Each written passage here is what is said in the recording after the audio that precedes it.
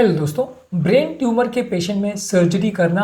सबसे इम्पॉर्टेंट और सबसे बेस्ट स्ट्रैटेजी माना जाता है। आज हम इस पर बात करेंगे कि सर्जरी कब करते हैं, कैसे प्री ऑपरेटिव इवैल्यूएशन करते हैं, सर्जिकल अप्रोच कैसे होती है, ट्यूमर रिसेक्शन के दौरान क्या क्या चीज़ें की जाती है और क्या क्या चीज़ों का ध्यान रखने की आवश्यकता है। एक सेपरेट वीडियो में हमने इसके इंडिकेशंस और कॉन्ट्रा इंडिकेशंस पर बात करी है। आज एक डिटेल ओवरव्यू करेंगे सर्जिकल मैनेजमेंट ब्रेन ट्यूमर के पेशेंट्स पर। टॉपिक बहुत ही इंपॉर्टेंट है हर उस व्यक्ति के लिए जिनको इस तरह की कोई प्रॉब्लम है, इसलिए इसके बारे में जानना और समझना आवश्यक है। टॉपिक पर जाने से पहले जो लोग हमारे चैनल पर नए हैं उन्हें रिक्वेस्ट करूँगा कि चैनल को सब्सक्राइब करें, वीडियोस को लाइक करें, शेयर करें, फॉलो करें, कमेंट करें, पूरा देखें। चलिए शुरू करते हैं इंपॉर्टेंट वीडियो।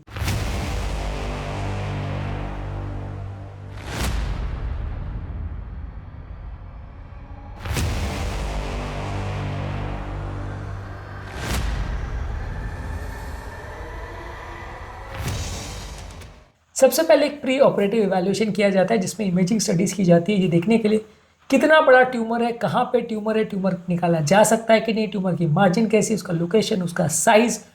आसपास के सराउंडिंग स्ट्रक्चर्स वगैरह कैसे, सर्जिकल प्लान कैसा होगा, ये सारी चीज़ें डिसाइड करके उसके बाद फिर सर्जरी को करना है कि नहीं करना है डिसाइड करते हैं। अगर मान लीजिए स्ट्रक्चर्स बहुत वाइटल है और सर्जरी पॉसिबल नहीं लग रही है या सर्जरी के दौरान प्रॉब्लम्स होने का चांस है तो वहाँ पे सर्जरी नहीं की जाती, मना हो जाता है। इसके अलावा पेशेंट का न्यूरोलॉजिकल असेसमेंट करते हैं कि पेशेंट सर्जरी से पहले कैसी हालत है, कितना बोल पा रहा है, कितना सुन पा रहा है, कितना समझ पा रहा है, ब्रेन के फैकल्टीज और फंक्शंस कैसे काम कर रहे हैं, शरीर कैसा काम कर रहा है, ये सारी चीज़ों पर असेसमेंट की जाती है ताकि पोस्ट ऑपरेटिव कंडीशन में कंपेरेटिव एनालिसिस किया जा सके कि कुछ डिटोरिएशन तो नहीं हुआ है और दूसरा सर्जरी फीजिबल है कि नहीं। मान लीजिए पेशेंट ऑलरेडी कोमा में जा चुका है, ब्रेन बिल्कुल काम नहीं कर रहा है, अनकॉन्शियस है, तो वहाँ सर्जरी करने का कुछ ज़्यादा फायदा नहीं होने वाला क्योंकि सर्जरी के बाद भी इंप्रूवमेंट होगा या नहीं वो डाउटफुल है। तो इसलिए अगर पेशेंट का न्यूरोलॉजिकल स्टेटस ठीक है और फिजिबल है तो सर्जरी की जाती है और एक कंपेरेटिव एनालिसिस भी कर सकते हैं कि सर्जरी के बाद कोई डिटोरिएशन तो नहीं हुआ है। इसके अलावा एक मेडिकल क्लियरेंस लेने की आवश्यकता है ये देखने के लिए कि ओवरऑल पेशेंट का कंडीशन ठीक है या नहीं, फिजिबल है या नहीं सर्जरी, बाकी सिस्टम्स में कोई और प्रॉब्लम तो नहीं है। मान लीजिए उसका हार्ट या किडनी या लिवर या कुछ और ऑर्गन भी फेल हो चुके हैं या ऑर्गन्स में भी कोई ऐसी बीमारी है जिसकी वजह से तुरंत मृत्यु होने का चांस है तो फिर सर्जरी नहीं कर सकते। अगर बाकी सारे ऑर्गन्स ठीक है और पेशेंट के सर्वाइवल के चांसेस अच्छे हैं, कुछ साल वो जी पाएगा सर्जरी के दौरान या सर्जरी के बाद अगर ये उम्मीद की जाती है तो ही सर्जरी करते हैं, नहीं तो नहीं। अब बात करेंगे सर्जिकल अप्रोच की। ज़्यादातर सर्जिकल अप्रोच में क्रेनियोटमी की जाती है जिसमें एक स्कैल्प में इंसिजन किया जाता है, स्कल बोन का एक टुकड़ा निकाला जाता है, जिस एरिया में वो ट्यूमर लोकेटेड है उसके पास का एरिया निकाला जाता है और उसके बाद वो ओपनिंग जो की जाती है उसके हिसाब से सर्जरी की जाती है। जब बहुत बड़ा ट्यूमर निकालना हो तो पूरा स्कल का ऊपर का ही कैप निकाल दिया जाता है, नहीं तो कोई पर्टिकुलर लोकेशन से भी एरिया में सर्जरी की सकती है। इसके अलावा एक माइक्रो सर्जिकल टेक्निक होता है जिसमें सर्जिकल माइक्रोस्कोप द्वारा या न्यूरो नेविगेशन द्वारा प्रिसाइज लोकेशन में ट्यूमर कहाँ पे कैसा है उसके सराउंडिंग स्ट्रक्चर्स को लोकेट करके प्रॉपर मैक्सिमम जितना सेफ रिसेक्शन किया जा सकता है और हेल्दी टिश्यू को छोड़कर जितना बचाया जा सकता है उसके हिसाब से किया जाता है। इसको माइक्रो सर्जिकल टेक्निक बोलते हैं। ये छोटे ट्यूमर्स के लिए किया जाता है कंपेरेटिवली और इसमें जो है जब किया जाता है तो टेक्निक्स में खर्चा थोड़ा ज़्यादा आता है लेकिन ब्रेन सबसे ज़्यादा इसमें कॉन्जर्व किया जा सकता है। ज़्यादा फाइन तरीके से ज़्यादा बड़े ऑपरेटर्स के साथ इसको किया जाता है ताकि ज़्यादा अच्छे रिजल्ट्स मिले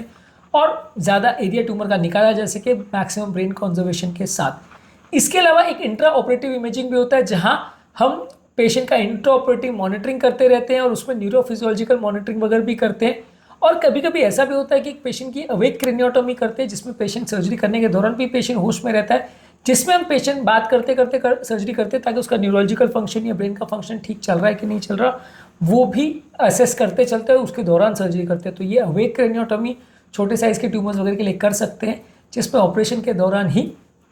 पेशेंट का इवैल्यूएशन चालू रहता है, पेशेंट को अनकॉन्शियस नहीं करते हैं। इसमें ट्यूमर रिसेक्शन का बेसिकली कॉन्सेप्ट ये है कि आपको मैक्सिमम सेफ रिसेक्शन करना है, यानी जितना मैक्सिमम एरिया आप सेफली रिसेक्ट कर सकते हो और निकाल सकते हो बिना ब्रेन को ज़्यादा डैमेज किए, सबसे ज़्यादा टिश्यू को कंजर्व किए, उस हिसाब से आपको करना है। मतलब जो ट्यूमर का एरिया वो निकाल देते हो उसके आसपास का भी थोड़ा सा एरिया आप निकालते हो, पर आप ऐसा नहीं करते कि 3 सेंटीमीटर का ट्यूमर है तो 8 सेंटीमीटर का एरिया निकाल दिया। 3 सेंटीमीटर का ट्यूमर है तो मे बी 3.5 सेंटीमीटर का आप एरिया निकाल दोगे ताकि थोड़ा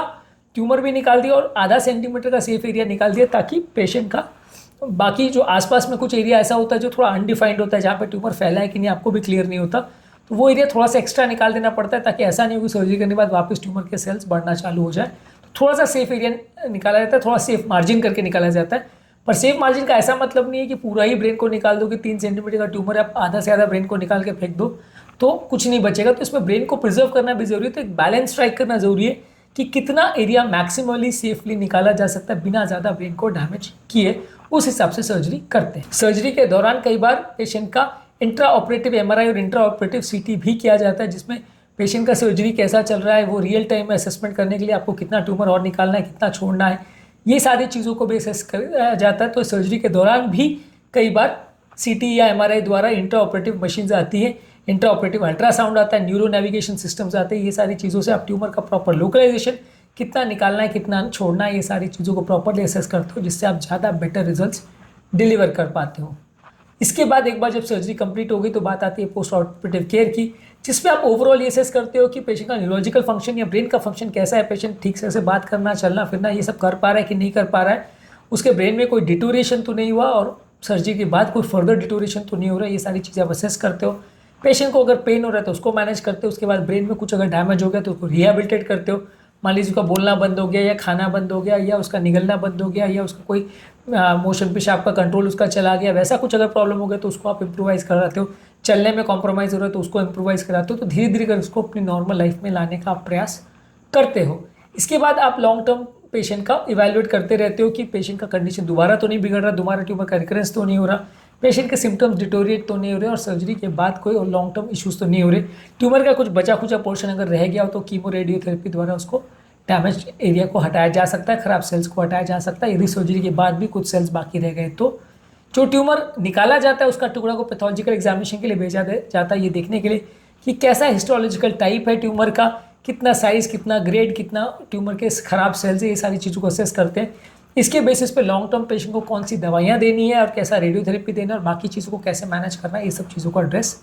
करते हैं। तो बेसिकली सर्जरी जो है वो सबसे बेस्ट टेक्निक है किसी भी ब्रेन ट्यूमर के मैनेजमेंट के लिए। हर केस में पॉसिबल नहीं होता, लेकिन हाँ जो रिसेंट एडवांस टेक्निक्स अवेलेबल है जैसे इंट्रा ऑपरेटिव इमेजिंग है, इंट्रा ऑपरेटिव स्कैन है, उसके बेसिस पे ज़्यादा अच्छी तरह से सर्जरी को किया जाता है। लेकिन हाँ फिर भी all said and done brain tumour ऐसी चीज़ है जिसमें जितनी फाइननेस के साथ भी आप सर्जरी करो बहुत सारे केस बिगड़ जाते हैं और फाइनली पेशेंट का कई बार उतना अच्छा आउटकम नहीं हो पाता जैसा एक्सपेक्ट किया जाता है। तो इसलिए ब्रेन ट्यूमर सर्जरीज जो है बहुत सिलेक्टेड केस में की जाती है और जब की जाती है तो 100% गारंटेड रिजल्ट हर केस में आ जाए ऐसा कोई ज़रूरी नहीं है। काफ़ी ट्रिकी और काफ़ी difficult surgery, even best of surgeon भी करे तो भी टफ सर्जरी है, हाई रिस्क सर्जरी है। इसलिए रिस्क को मान के समझ के तभी सर्जरी करना पड़ता है, क्योंकि व्यक्ति को ये जानने का और समझने की ज़रूरत है कि एक तरफ यदि आप ट्यूमर को बढ़ने देते और कुछ भी इलाज नहीं करते तो श्योर शॉर्ट है कि पेशेंट थोड़े टाइम में डिटोरिएट करेगा ही करेगा। सर्जरी करने से उससे बचने के और उसके सर्वाइव करने के और ठीक होने के चांसेस बच जाते हैं, बढ़ जाते हैं, लेकिन वो पूरा 100% गारंटेड रिजल्ट आप एक्सपेक्ट नहीं कर सकते क्योंकि बीमारी ही कुछ ऐसी है। आज के टॉपिक में हमने बात करी ब्रेन ट्यूमर के सर्जरी के ऑप्शंस और उसके ओवरव्यू पर हमने डिस्कशन किया, कैसे करते हैं, कब करते हैं, क्या टेक्निक्स से द्वारा करते हैं, प्री ऑपरेटिव स्क्रीनिंग में और पोस्ट ऑपरेटिव केयर में क्या चीज़ें करते हैं, ये सारी चीज़ों को हमने शॉर्ट में डिस्कस करा। इसके अलावा ब्रेन ट्यूमर की सर्जरी कब करते हैं, कब नहीं करते और उसके सर्जिकल टेक्निक्स और उसके टाइप्स पर हमने अलग अलग वीडियोज़ किए हैं जो कि आप हमारे चैनल पर देख सकते हैं। टॉपिक एंड करने से पहले जो लोग हमारे चैनल पर नए हैं उन्हें रिक्वेस्ट करूँगा कि चैनल को सब्सक्राइब करें, वीडियोज़ को लाइक करें, शेयर करें, फॉलो करें, कमेंट करें, पूरा देखिए। Thank you.